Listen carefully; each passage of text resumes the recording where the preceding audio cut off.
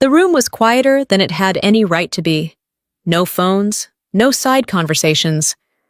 Just the low hum of the ventilation system and the sound of paper being straightened somewhere behind me. I sat at the narrow table facing the panel hand's flat-shoulder squared uniform pressed the way it always was when I walked into places that decided things without asking how you felt about it. Across the room, my sister stood up. Madeline Calloway didn't look at me when she did. She adjusted the folder in her hands, the thick one with color tabs and neat labels, the kind people bring when they want to look prepared, not emotional. Navy blazer, neutral tone, professional posture. She looked exactly like someone who believed she was doing the responsible thing. "Colonel Ridley," she said, clear and steady. "I'm here to formally report my sister, Lieutenant Harper Calloway, for falsifying her military service record." The words landed without drama, no raised voice, no hesitation, just a statement delivered like a compliance note.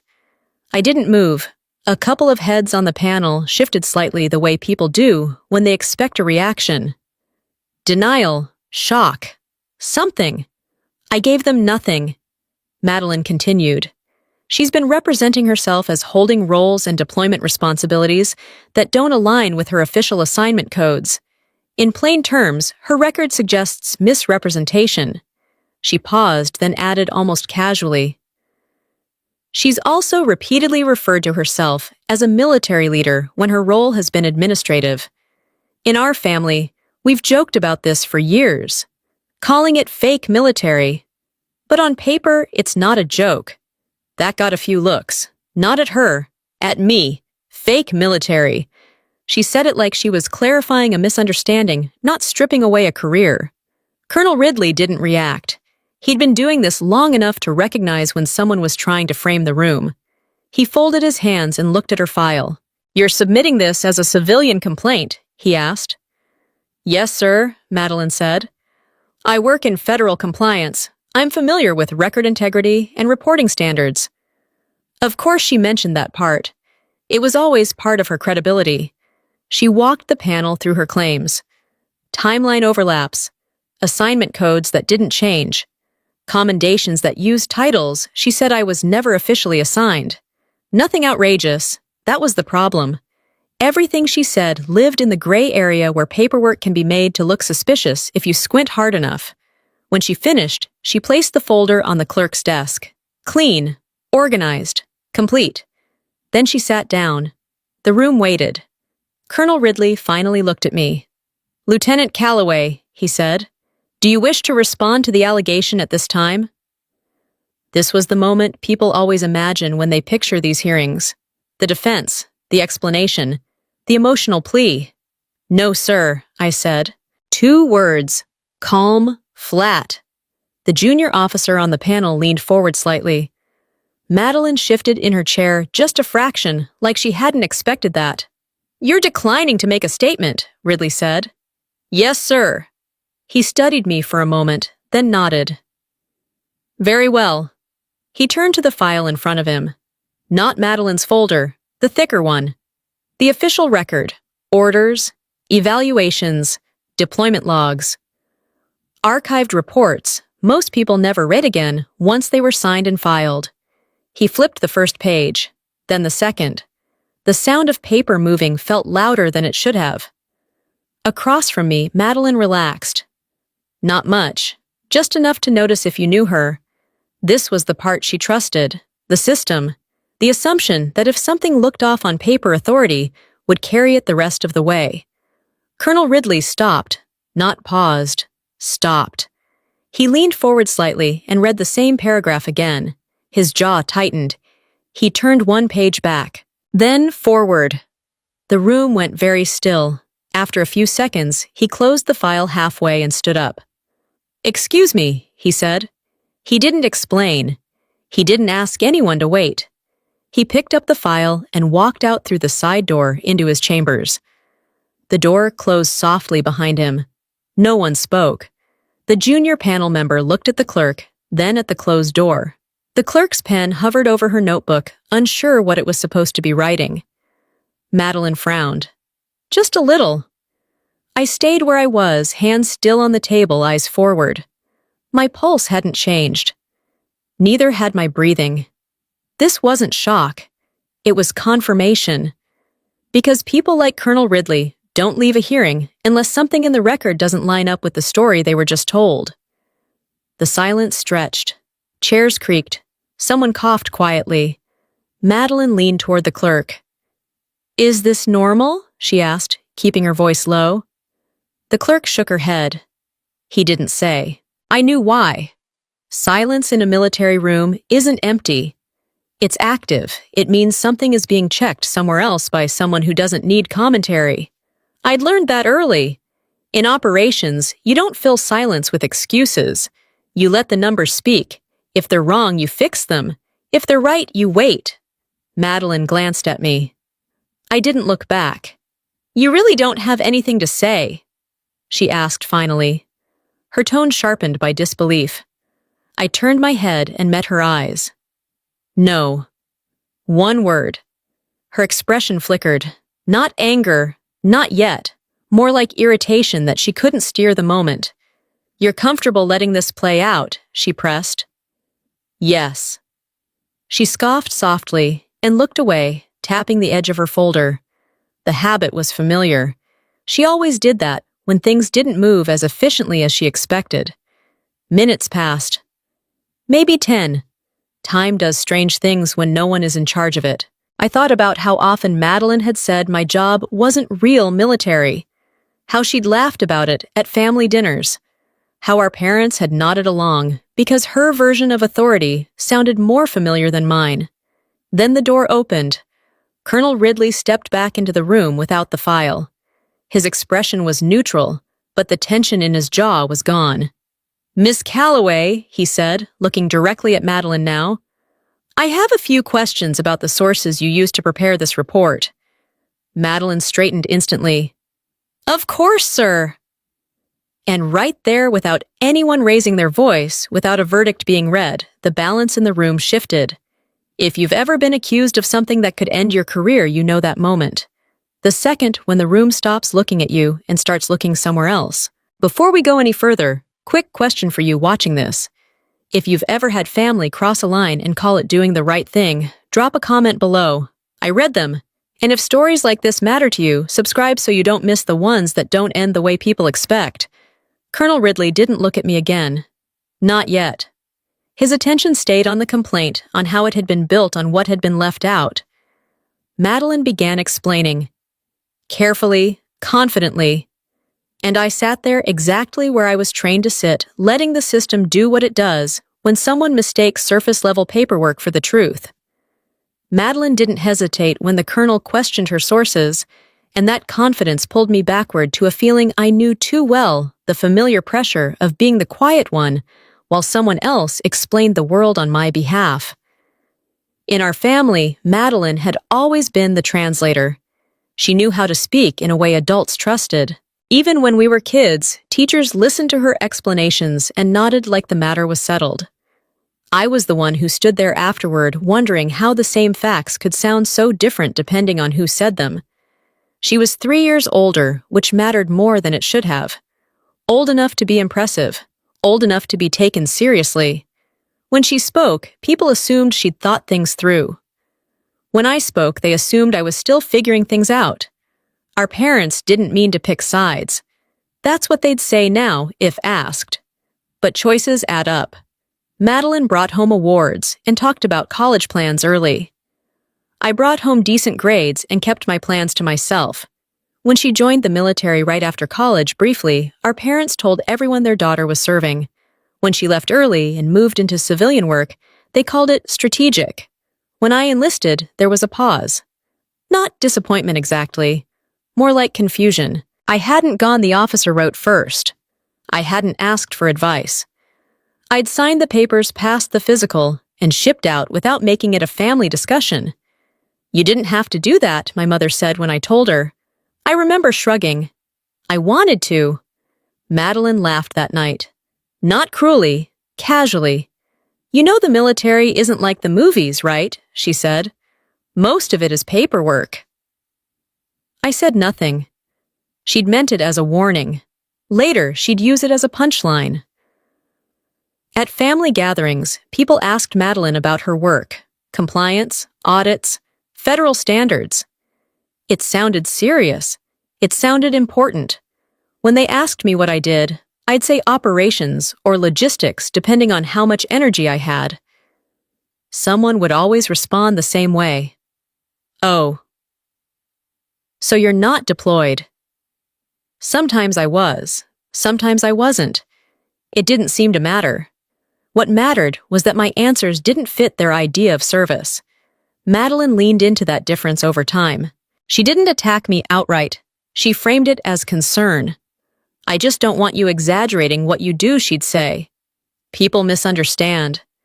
At first, I thought she meant strangers. Eventually, I realized she meant me.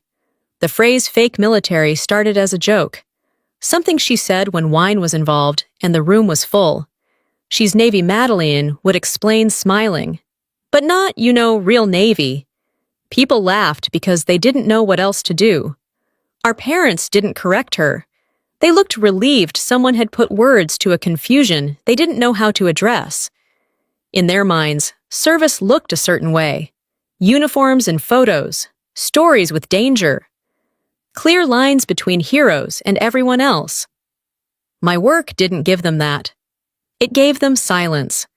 I learned early not to fill that silence. In the military, talking too much usually creates problems you then have to clean up. So I listened. I did my job. I went back to my unit and let family dinners stay uncomfortable. Madeline mistook that for agreement. When she talked about real leadership, she meant being in front. When she talked about responsibility, she meant visibility. When she talked about accountability, she meant consequences you could point to. My reality didn't fit neatly into those categories. Most of the time, if I did my job right, nothing happened. No crisis, no headline, just another day where things didn't break. That kind of work doesn't photograph well. The gap between us widened quietly. She advanced in her civilian role, learning systems that measured people through summaries and reports. I advanced through evaluations written by officers who cared less about how things looked and more about whether they held under pressure. At home, none of that translated. One Thanksgiving, an uncle asked me if I planned to do something more exciting with my career. Madeline answered before I could. She likes being behind the scenes, she said. Some people are more comfortable there. I looked at my plate and kept eating. Later that night, my mother pulled me aside. She didn't mean anything by it, she said. You know how your sister is. I did. That was the problem. Madeline didn't see herself as dismissive. She saw herself as accurate. She believed precision mattered, especially on paper. Titles mattered. Codes mattered. If something didn't align cleanly, she assumed it was wrong, not incomplete. That mindset worked well in her world. In mine, it would have gotten people hurt. When I tried to explain the difference, once she waved it off. You're making it sound more complicated than it is, she said. Records are records. I stopped trying after that. What she never understood was that military records aren't stories. They're layers.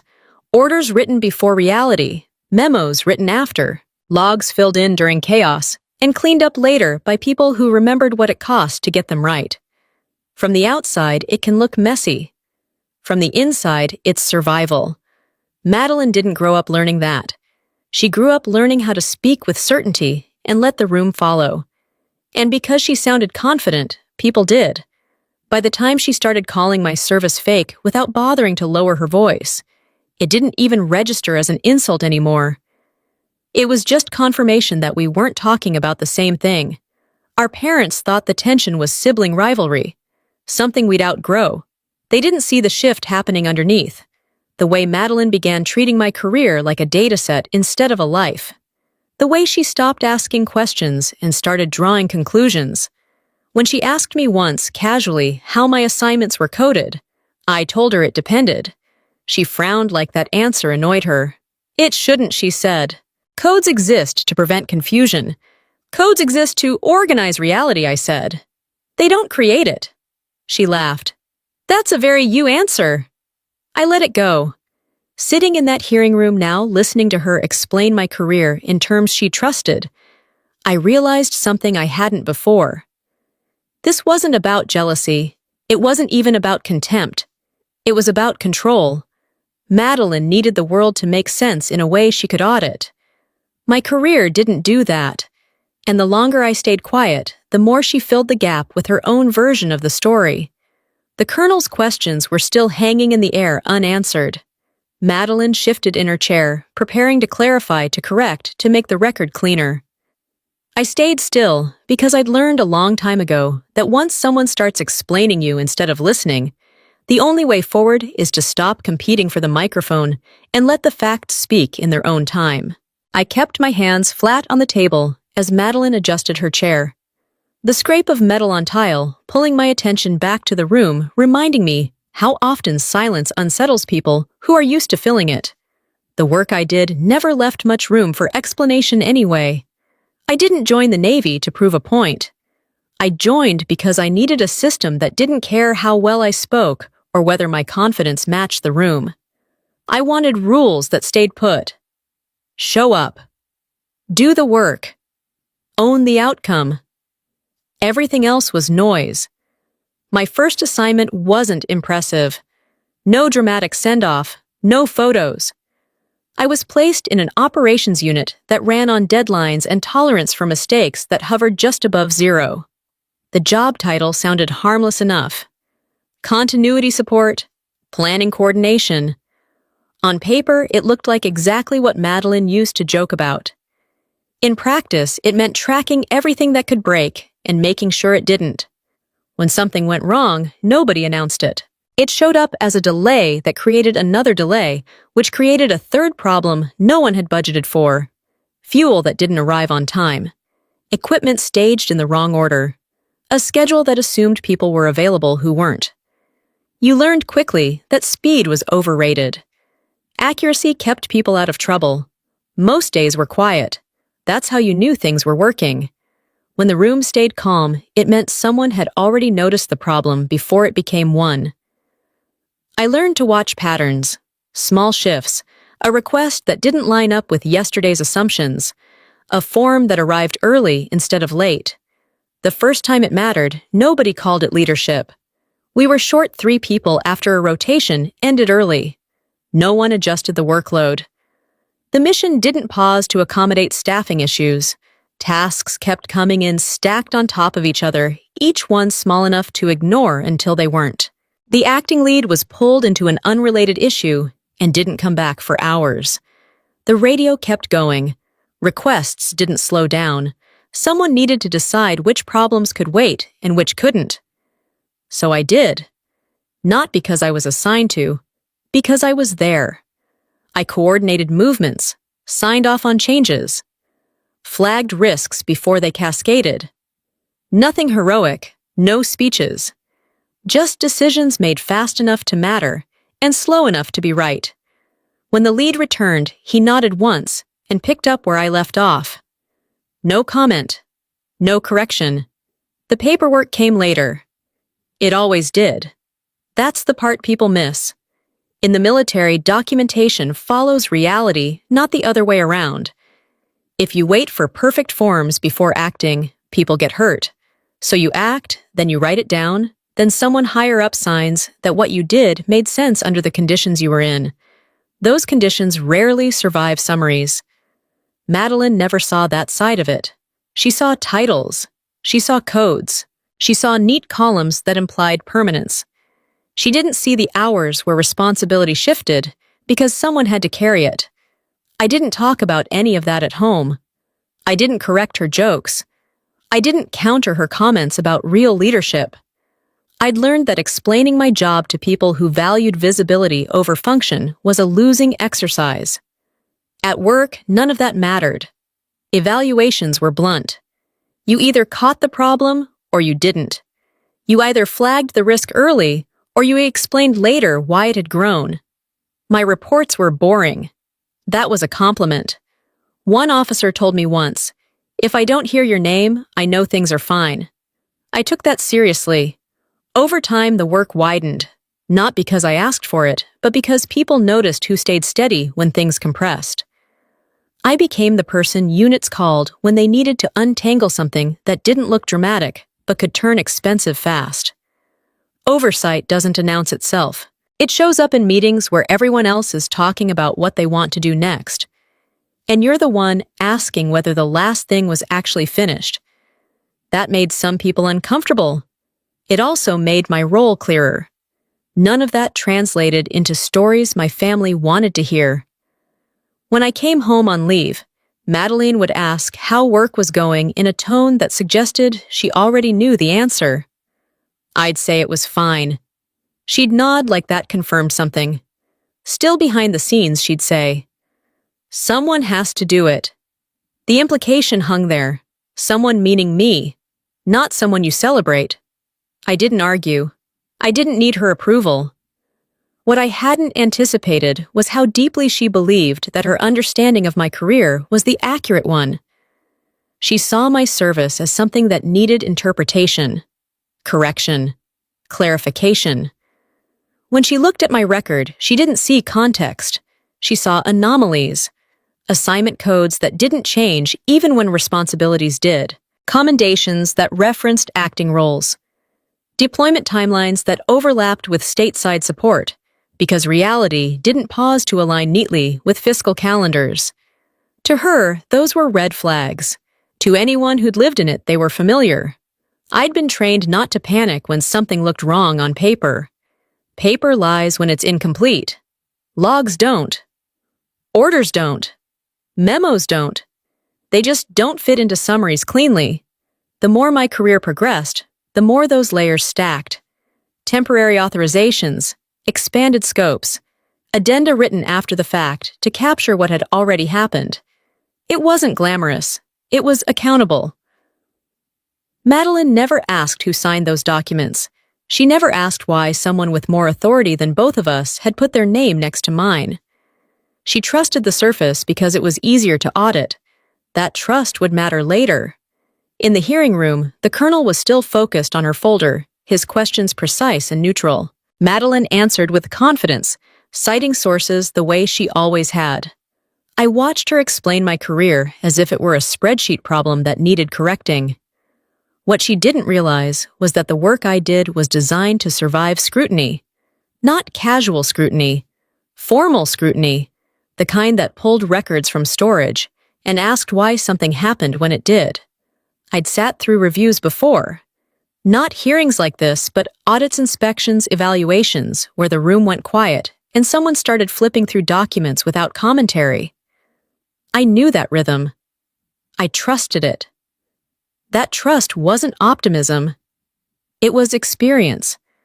I'd seen what happened when people rushed to defend themselves.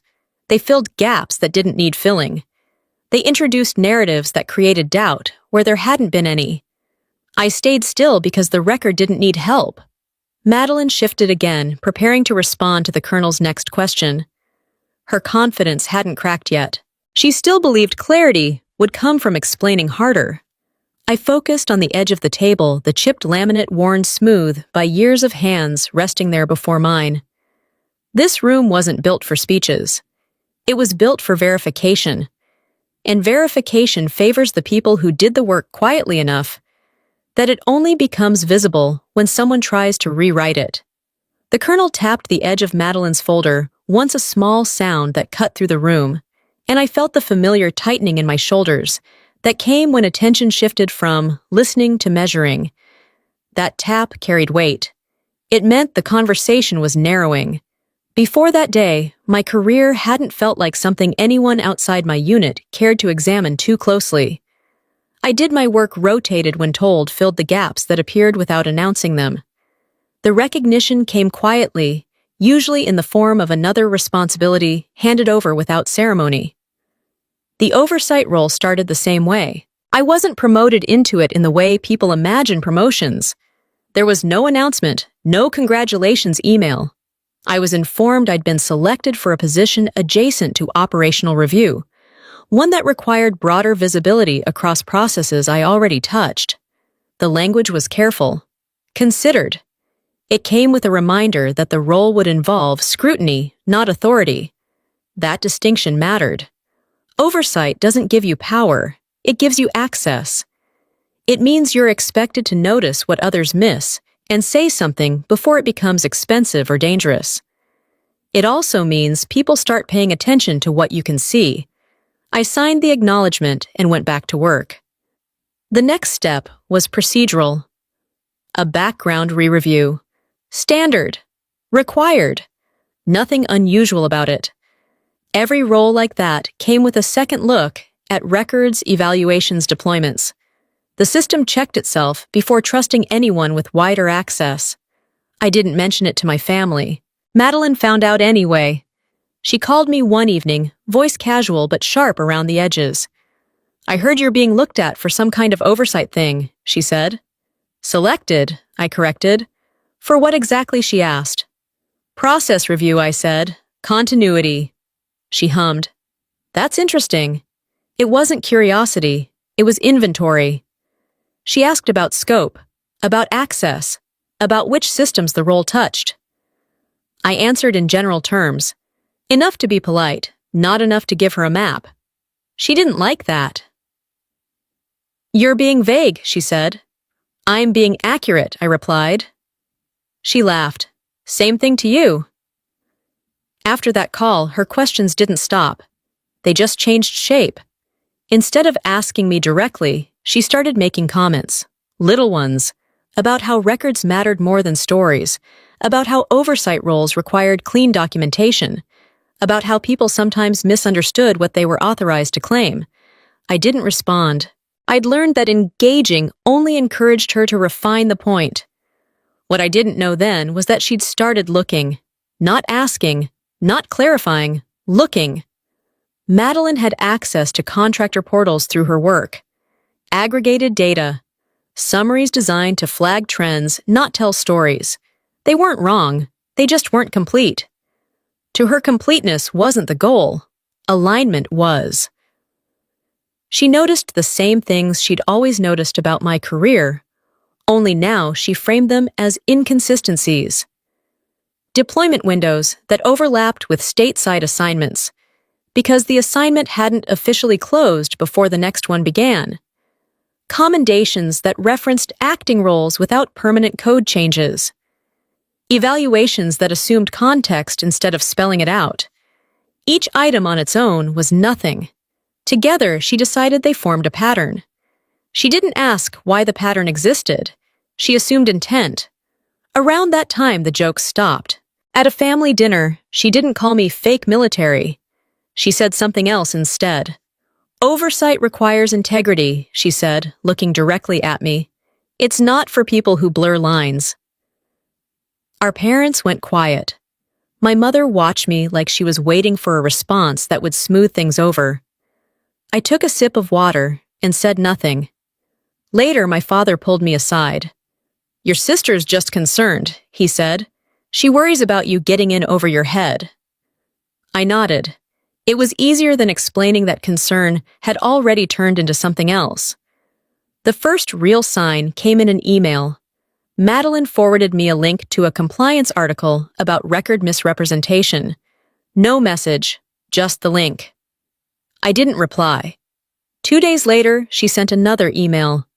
This one longer, carefully worded, asking if I'd ever had to interpret my role for evaluations, if I'd ever felt pressure to present my responsibilities in a certain light. I read it once, then I closed it. That was the moment I understood this wasn't about my career being misunderstood. It was about my career being redefined by someone who believed she knew the system better than the people who ran it. The timing mattered more than she realized. 9 days after I signed the acknowledgement for the oversight role, the complaint was filed. I found out the same way everyone does in the military, through an official notification that didn't speculate or soften the language. It stated the allegation. It listed the process. It gave a date. Reading it, I didn't feel panic.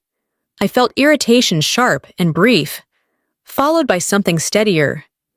Because this wasn't my first review. Years earlier, during an overseas logistics audit, A senior officer had accused my team of misreporting fuel usage.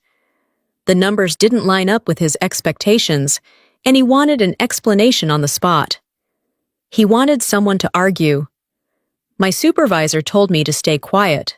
We let him talk. We let him escalate. Then we handed over the original manifests. He read them twice, muttered something that sounded like an apology, and moved on. Afterward, my supervisor said, "If your documentation is solid, don't narrate it.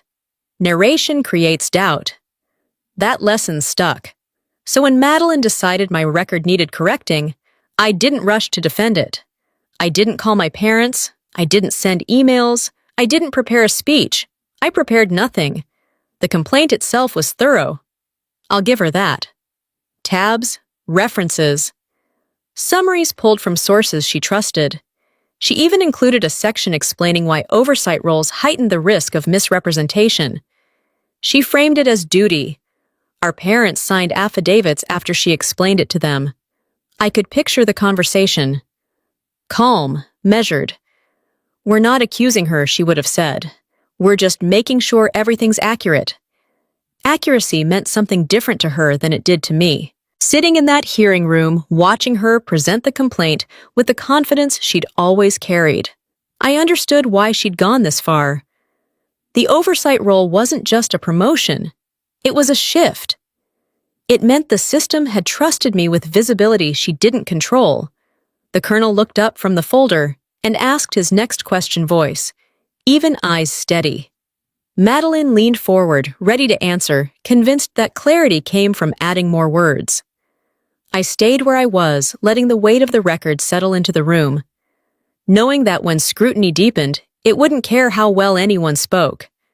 Madeline didn't wait for the colonel to finish his question before adjusting her posture the way she always did when she thought the next point would land in her favor.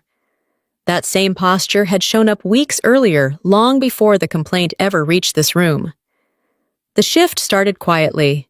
Fewer jokes, more statements framed as observations. She stopped laughing about my job and started describing it as a risk. At first, only to me. "You're in a position now where perception matters," she said over the phone one night. "Oversight roles draw attention. People will look closely." "I know," I said. "Do you?" she asked. "Because your record doesn't read as clean as you think." That was the first time she said it outright. I asked her what she meant. She told me she'd noticed odd overlaps while working on an unrelated compliance review. "Nothing alarming," she said. "Just things that could be misinterpreted if someone wanted to." "Someone like you?" I asked. She laughed. "Someone like the system?" I didn't argue. I'd learned that when Madeline framed something as concern, challenging it only encouraged her to harden the point. After that call, the comments moved into shared spaces. At a small family gathering, she mentioned that military records were stricter than people realize. She said it while refilling her drink like she wasn't aiming it at anyone. Our mother nodded along. "Especially now," Madeline added, "with all the oversight issues in the news." I looked at my father. He avoided my eyes. Later, my mother pulled me aside and asked if everything was okay at work. I told her it was. She hesitated, then said, "Your sister just worries you might be stretching things without realizing it." That was new. Stretching things. I realized then that Madeline wasn't just talking about me anymore. She was building a version of me for other people to accept. The emails followed, not to me at first, to our parents, to an aunt who worked in HR, to a family friend who'd once served and now taught ROTC. She asked questions that sounded harmless on their own, about how acting roles were documented, about whether temporary authority should appear on permanent records. Each time she framed it as curiosity. By the time she talked to me again, the curiosity had become a conclusion. "You don't think it's a problem," she said. "That doesn't mean it isn't one." I asked her directly if she was planning to report me. She didn't answer right away. When she did, she said, "If there's nothing wrong, you shouldn't be worried." That was when I stopped responding. I'd seen this move before, just not in my own family.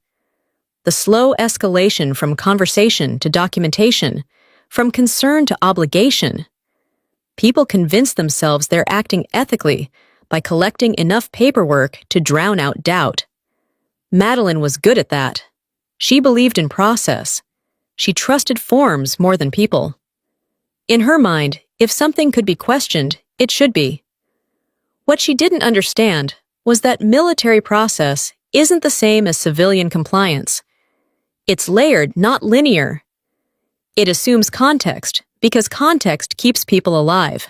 The formal complaint came through 9 days after I signed for the oversight role. The notice was precise. Allegation, scope, timeline. It didn't speculate about motive or intent. It didn't mention family. It just stated that my service record was being reviewed for potential misrepresentation. That night, my phone rang. "Madeline, I wanted you to hear it from me," she said. I asked her if she'd filed it. "Yes," she said. No hesitation this time. I couldn't ignore it once I saw the pattern. "What pattern?" I asked. "The same one I've been trying to explain to you," she said. "You represent yourself as more than you were authorized to be." "I represent myself exactly as documented," I replied. She sighed the way she did when she thought I was being stubborn. "Documentation isn't the same as authorization." "It is when it's signed," I said. She didn't like that answer. "You're being defensive," she said. "That's not a good look." I hung up. By the time the hearing date was set, the family knew. Not the details, just the shape of it. Madeline had explained enough to make it sound serious without sounding cruel. "She's not in trouble," my mother told me on the phone. "This is just a review." I asked her if she'd read my record. "No," she said. "Your sister summarized it." That told me everything. The affidavits followed, statements signed by people who loved me based on explanations they trusted more than silence. They didn't accuse me outright. They said they supported the review, that they believed accuracy mattered. Accuracy mattered to me too. That was the part no one seemed to hear. At work, I told my chain, not emotionally, procedurally. I handed over the notice and asked what was required. Nothing my supervisor said after reading it. "This is administrative. You did the right thing reporting it." "I didn't report it," I said. He nodded. "I know." He didn't ask if I wanted to prepare a response. He didn't suggest talking to legal. He told me to keep doing my job and not change my routine. If there's an issue, he said, it'll show up in the records. If there isn't, it won't. That was it. The hearing room felt smaller knowing all of that. Knowing the complaint hadn't come from an anonymous source or a random audit, but from someone who knew exactly which parts of my career would look unfamiliar to people who'd never lived in it. Madeline had turned family familiarity into a tool. As the colonel reviewed her materials, she leaned forward again, ready to clarify to defend her methodology. She believed the strength of her case came from volume, from accumulation. I knew better. In the military, the moment something becomes formal, tone stops mattering. Process takes over, and process doesn't care how personal the motivation was when the paperwork started. The colonel closed the folder and looked up. "Let's talk about where these summaries came from," he said. Madeline opened her mouth to answer, confident she'd anticipated the question. I stayed still because this was the part where family drama stopped carrying weight, and the system began doing what it was designed to do when someone tried to turn interpretation into evidence.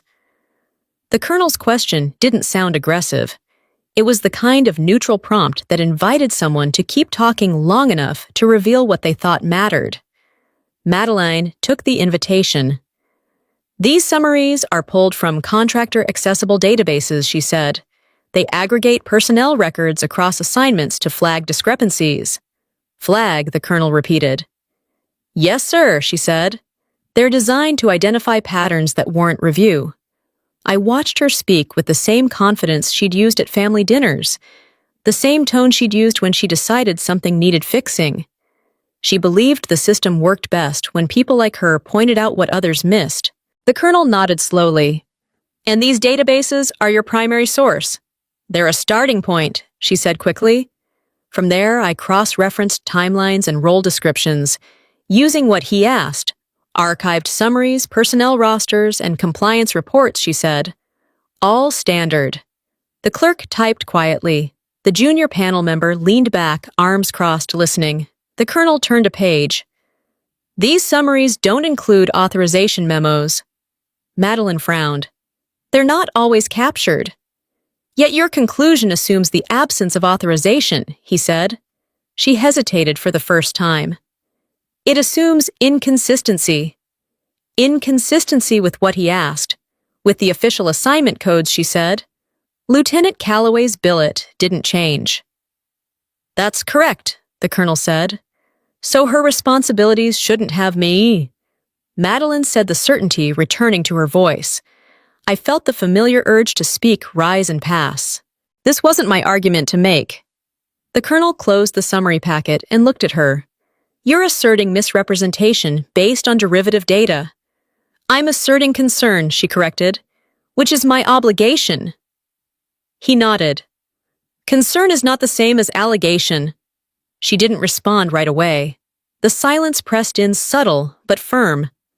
I thought about the night she'd called me after filing the complaint. I did this because I had to, she'd said.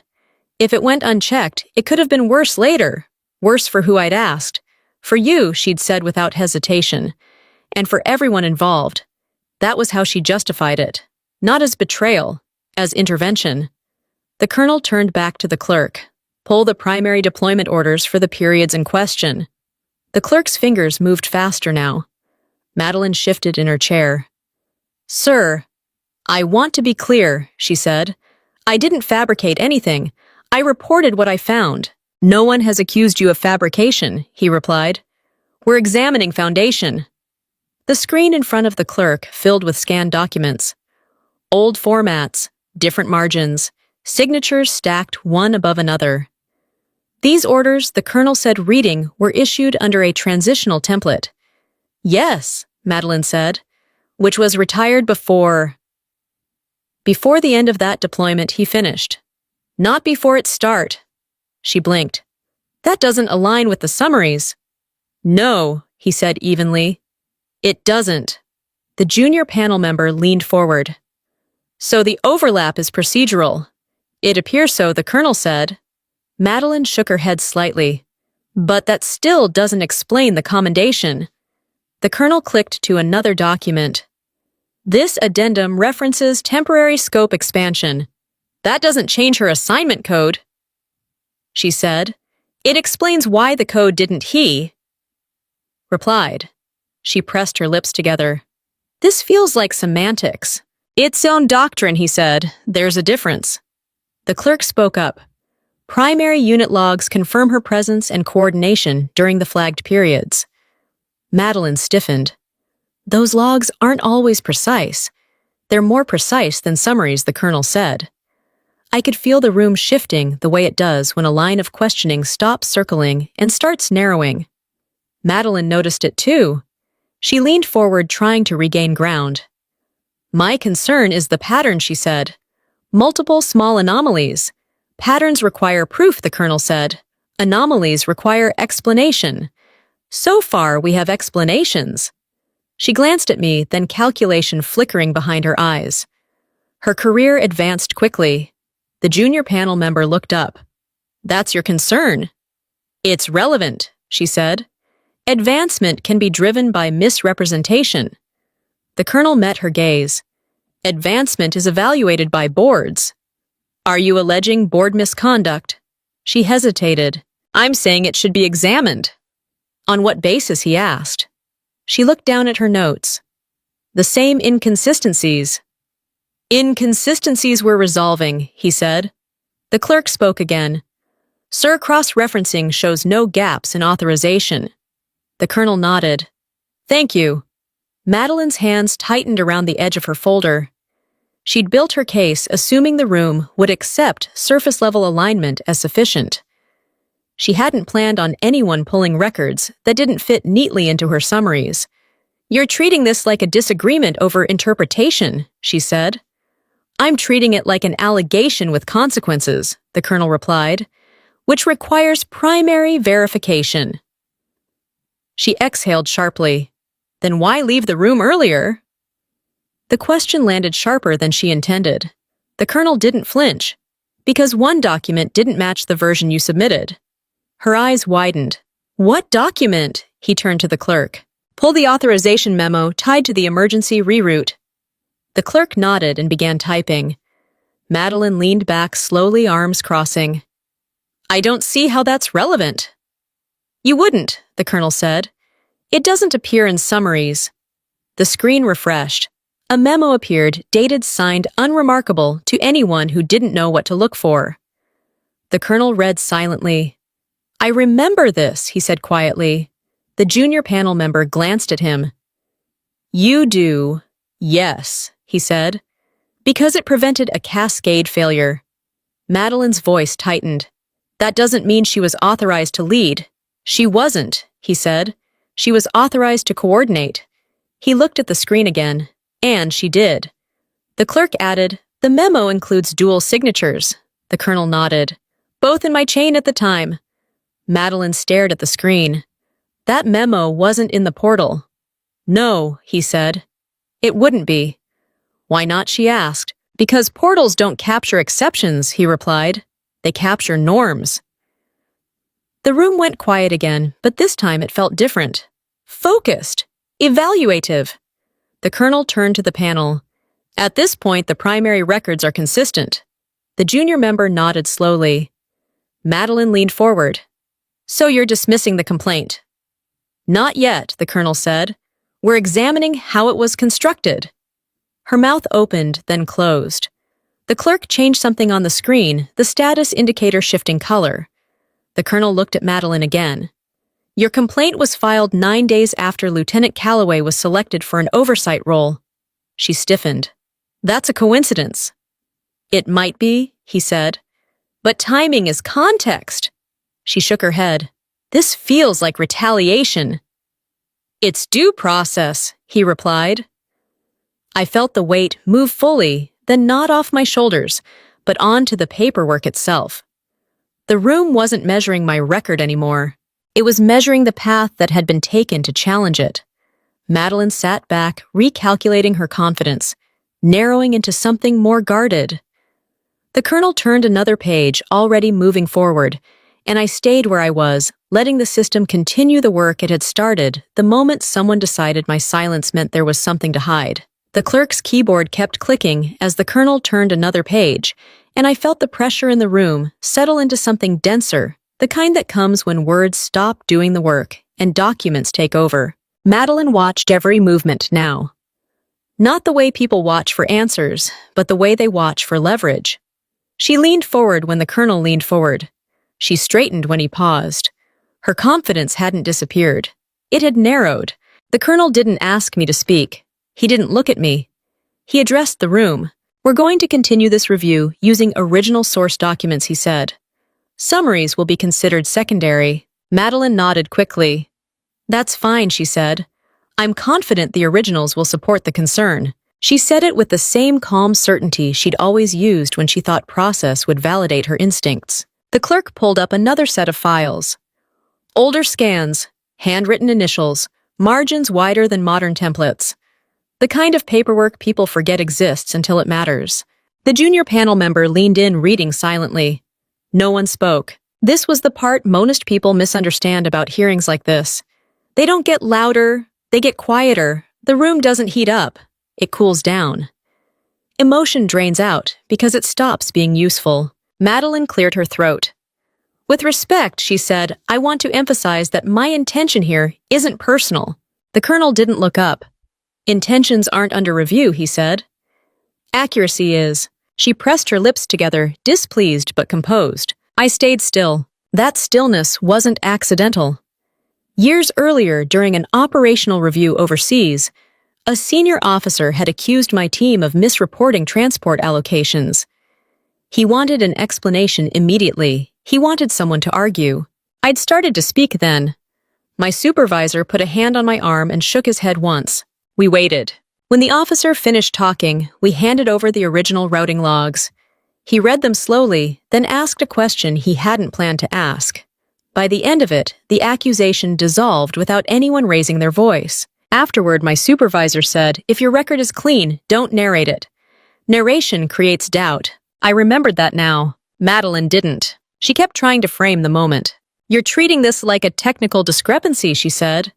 "But it's the pattern that matters." "What pattern?" the colonel asked. She gestured toward the screen. "Expanded responsibilities without formal reassignment. Commendations exceeding billet scope. Rapid advancement." The junior panel member glanced up. "Are you alleging falsification or favoritism?" Madeline hesitated. "I am alleging misrepresentation." "By whom?" he asked.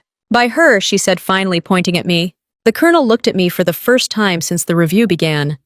"Lieutenant Calloway," he said. "Remain seated." "Yes, sir." He turned back to Madeline. "Misrepresentation requires intent." She nodded. "Which can be inferred from repeated inconsistencies." "Inferred," he repeated.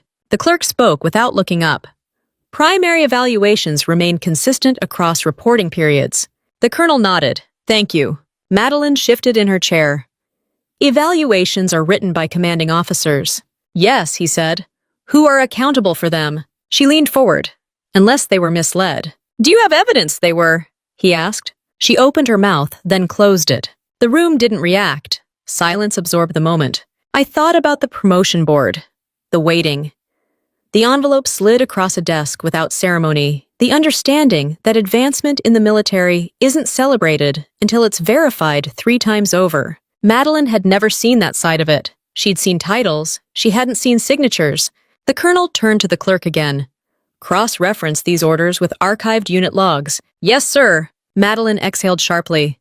"This feels excessive." "It's thorough," he replied. She glanced at the panel, searching for alignment. The junior member was reading. The clerk was typing. No one looked back. "Lieutenant Calloway," the colonel said, turning to me again. "Have you ever been instructed to alter or omit information from your service record?" "No, sir." "Have you ever submitted documentation you knew to be false?" "No, sir." He held my gaze for a moment longer than necessary, then turned back to Madeline. "Do you have evidence that contradicts her statements?" Madeline flipped a page in her folder, the paper making a sharper sound than it needed to. "I have reason to believe," she said carefully, "that certain records were interpreted generously." The colonel didn't respond. The clerk spoke again.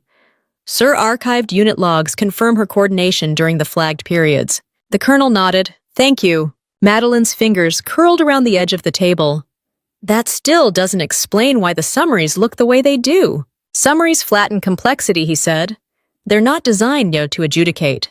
"Then why are they used at all?" she asked. "For oversight," he replied, "not prosecution." The distinction hung in the air. Madeline leaned back, crossing her arms. "So my background in compliance doesn't count here."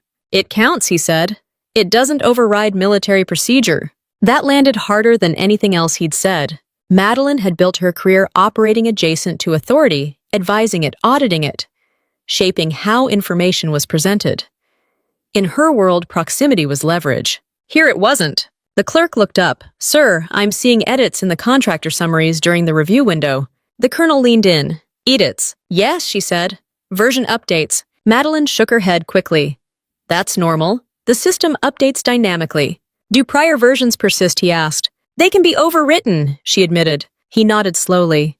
"So the data you reviewed may not reflect its original state." "It reflects the current state," she said. "Which isn't the same thing," he replied. Madeline went quiet. The colonel folded his hands. "At this stage, we're no longer evaluating Lieutenant Calloway's record for misconduct." Madeline looked up sharply. "Then what are you evaluating?" "The integrity of the complaint itself," he said. The clerk's typing paused for just a second before resuming. I felt something shift fully, then not relief, not satisfaction, but clarity.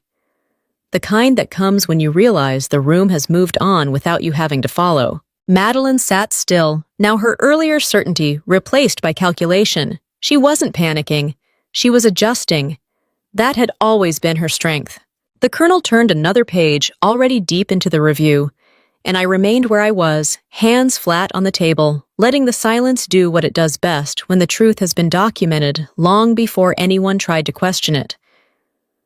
The colonel shifted his chair slightly, the legs scraping just enough to reset the room, and the clerk pulled a new window onto the screen without being asked. That's how I knew the review had crossed a line most people never notice, when questions stop coming from curiosity and start coming from memory. "Let's line these up," Colonel Ridley said, nodding toward the monitor. The clerk split the screen. On one side were the contractor summaries Madeline had relied on. Clean tables, compressed timelines, role descriptions reduced to single words. On the other side were the primary records, orders, authorization memos, unit logs scanned from binders that had been touched by people who remembered the days they were written. "Start with the deployment window," the colonel said. The clerk highlighted a date range. Madeline leaned forward. "That's where the overlap occurs." "Yes," he said, according to the summary. He pointed to the other side of the screen. "According to this, the stateside assignment was temporarily suspended due to operational necessity." Madeline frowned. "Suspended?" The clerk scrolled. A memo appeared. Dated, signed, dry language. No explanation beyond what was needed. "That memo isn't in the portal," Madeline said. "No?" The colonel replied. "It wouldn't be. Why not?" "Because portals don't track exceptions," he said. "They track norms." The junior panel member leaned closer. "So the overlap is an artifact?" "Yes," the colonel said. "Not a violation." Madeline shook her head. "That feels convenient." "It's documented," he replied. "Which is better?" The clerk moved to the next set of files. Here are the unit log entries from that period. Handwritten notes appeared digitized but unchanged. Initials, timestamps, task confirmations. "Read those," the colonel said. The junior panel member scanned the screen. "These show coordination approvals." "They do," the colonel said, repeatedly. Madeline stiffened. "Approvals don't equal authority." "They indicate responsibility," he replied. "Authority follows when it's signed." The clerk pulled up another document. "This is the authorization chain. Names stacked vertically, each signature dated, each initial placed with intention." The colonel traced the line with his finger. "Clean," he said. Madeline stared at the screen. That authorization wasn't reflected in the summaries. "No," he said. "Because summaries flatten distinctions." She leaned back slightly. "Then the summaries are flawed. They're incomplete," he corrected. "That's not the same thing." The clerk clicked again. Another file opened. An evaluation addendum. "This addendum references expanded scope during a personnel shortage," the colonel said. "Same dates, same incident." Madeline read faster now, then slower. "It says, performed duties commensurate with acting lead." "Yes," he said, "because that's what she did." "But her billet didn't change," she said. "Which is why the code didn't," he replied. The junior panel member nodded. "That explains the title discrepancy." Madeline exhaled sharply. "You're saying every inconsistency has an explanation." "I'm saying every inconsistency is documented," the colonel said. "Those aren't interchangeable." The clerk spoke again. "Sir, the assignment code flagged in the summary was introduced mid-cycle." The colonel raised an eyebrow. "Mid-cycle?" "Yes," she said. "During the same quarter as the deployment." Madeline leaned forward. "That code shouldn't appear retroactively." "It doesn't," the clerk said. "It appears prospectively, then backfills in summaries." The colonel nodded, which creates the illusion of overlap. Madeline stared at the screen, jaw tight. "That's a system flaw." "It's a system feature," he replied. "You just misread it." The room settled into a different rhythm now. Not confrontational. Analytical. Document after document lined up, each one answering a question before it could be asked. "Pull the incident log tied to the emergency reroute," the colonel said. The clerk hesitated. "That's not directly linked to personnel records." "I know," he said. "Pull it anyway." The file loaded. A bland title, dense timestamps, corrective actions listed without commentary. The colonel scrolled, then stopped. "Here." The junior panel member leaned in. This section attributes coordination to Lieutenant Calloway. Madeline's head snapped up. That's impossible. She wasn't assigned lead. She wasn't the colonel agreed. She was assigned continuity. He looked at the panel, which is why this matters. The corrective actions are sequential. No gaps. No improvisation. The junior member nodded slowly. That would explain the expanded scope. It does, the colonel said. Madeline shook her head. So, memory overrides documentation now. No, he replied. Documentation corroborates memory. The clerk added, the memo authorizing temporary scope expansion is attached here. Madeline stared at it.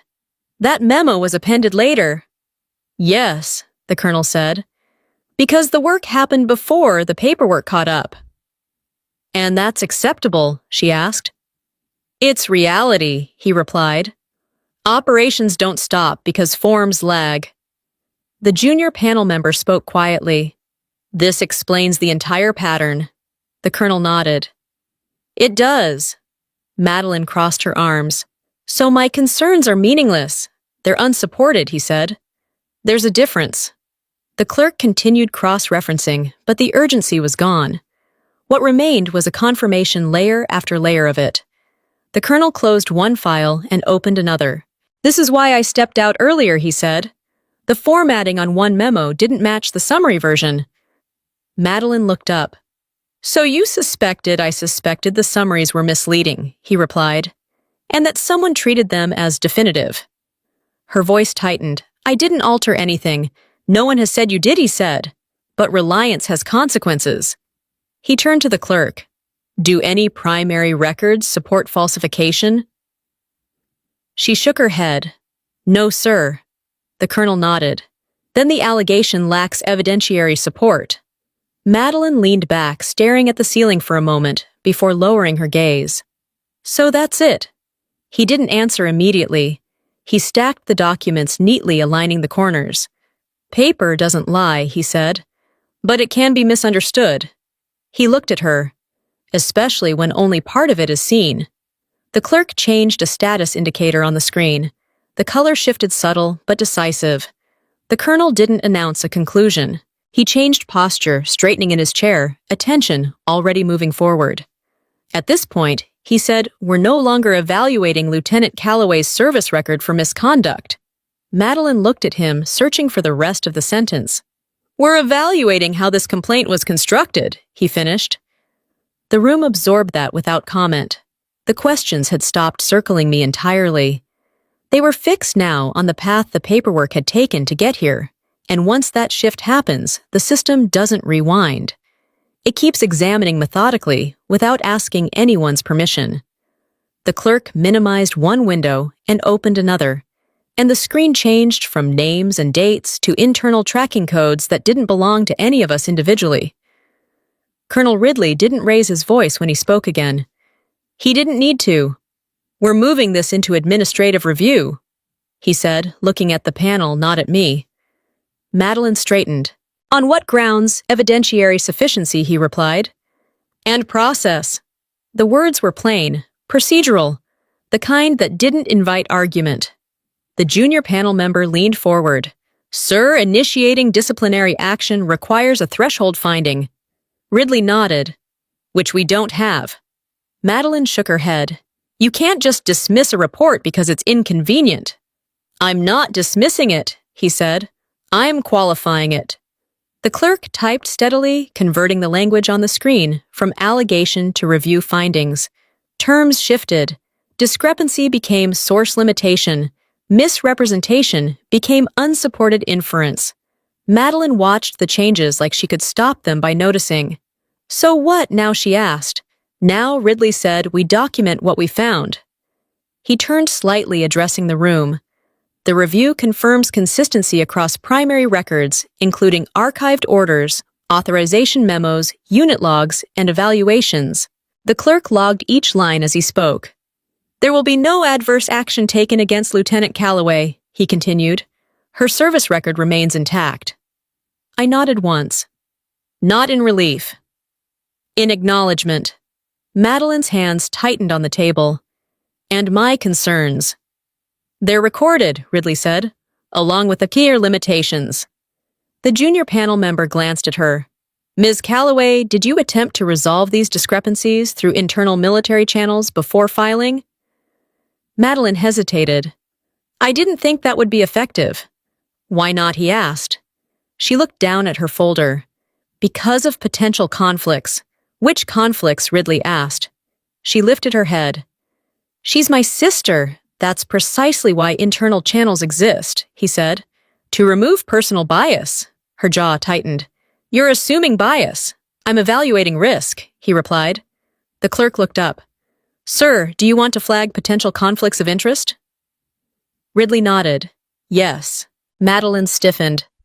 Conflict of interest, familial relationship, he said, and professional proximity.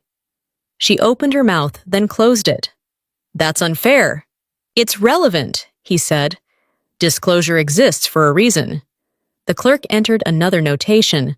The room didn't react. This was the system doing what it does when a process fails to stay within its lane. Madeline leaned back slowly. So now I'm being reviewed. Ridley met her gaze. We're reviewing how the complaint was constructed. That's retaliatory, she said. It's reciprocal, he replied. The system doesn't punish people for reporting. It does examine how reports are made. The junior panel member added, especially when they rely heavily on derivative data. Madeline laughed, once sharp and humorless. I was trying to protect integrity. And we're doing the same, Ridley said, by applying the same standard to everyone. The clerk finalized an entry and changed the status indicator again. Another color. Another confirmation. Ridley gathered the documents in front of him and separated them into 2 stacks. The thinner one slid toward me. These are the findings related to your record, he said. They'll be added as a closure note. I scanned the page. Clean language. No qualifiers that could be misread later. I signed where indicated. The thicker stack remained where it was. And these, he said, pertain to the complaint. Madeline followed the papers with her eyes like they were moving objects she couldn't stop. Ridley stood not to leave, but to reposition himself at the head of the table. We'll recess briefly to allow the review to formalize. The panel rose. The clerk stepped out with him, carrying the record. The room thinned but didn't empty. Madeline stayed seated. I stayed where I was. This is unbelievable, she said finally. Voice low but tight. I did this the right way. I didn't answer. She turned toward me. You could have said something earlier. I did, I said. I didn't interfere. That's not fair. Neither is accusing someone of falsifying a service record, I replied. Her mouth tightened. You think this makes you look good? I think it makes the record accurate, I said. The door opened again, and our parents stepped in hesitantly, unsure where to stand. They hadn't been present for the hearing itself. They'd been told to wait. My mother looked from Madeline to me. What's happening? Madeline spoke first. They're overreaching. This was supposed to be about her record. I stayed quiet. My father frowned.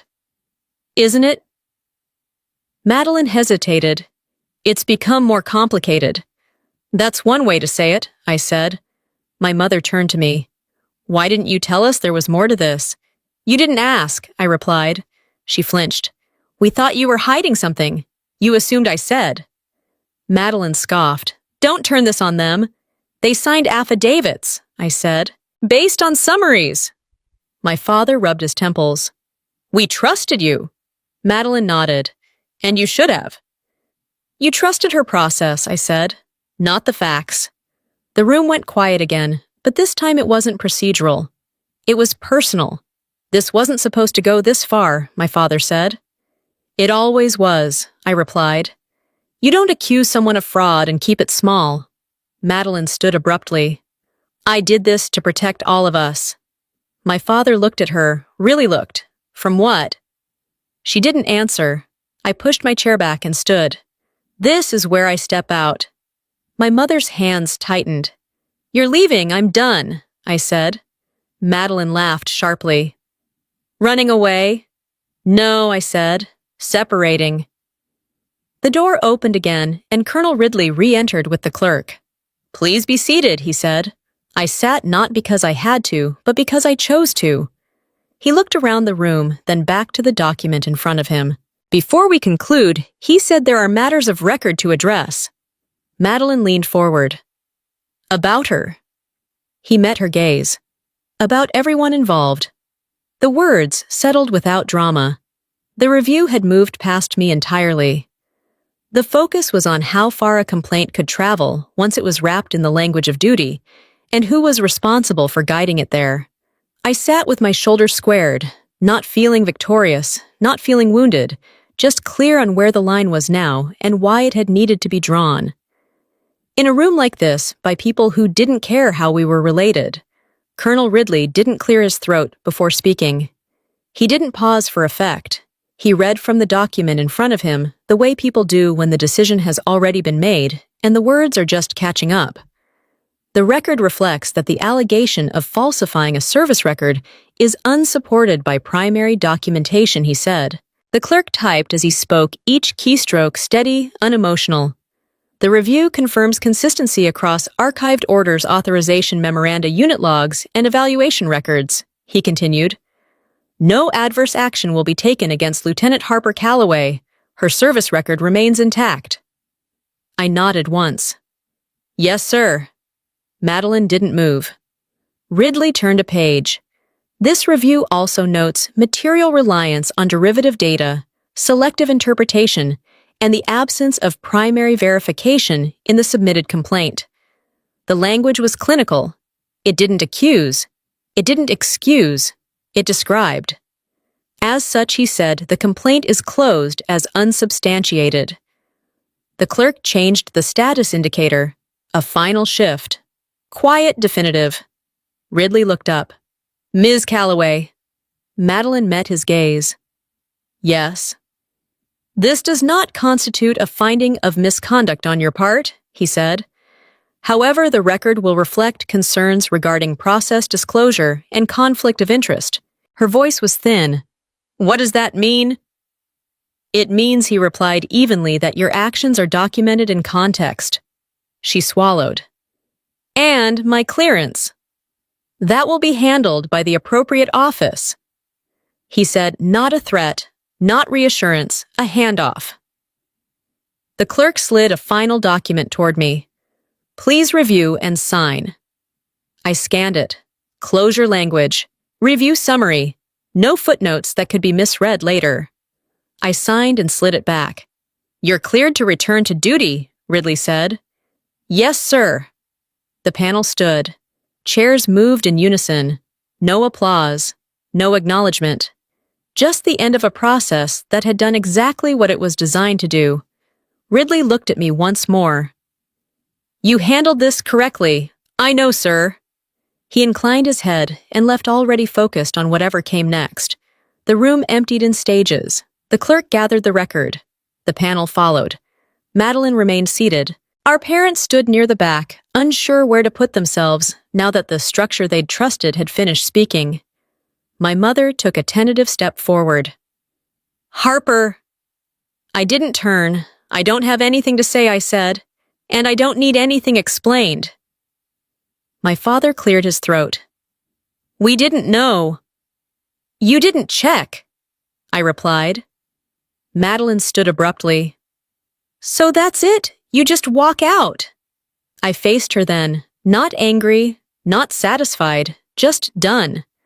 I'm leaving a situation that required me to defend my existence, I said.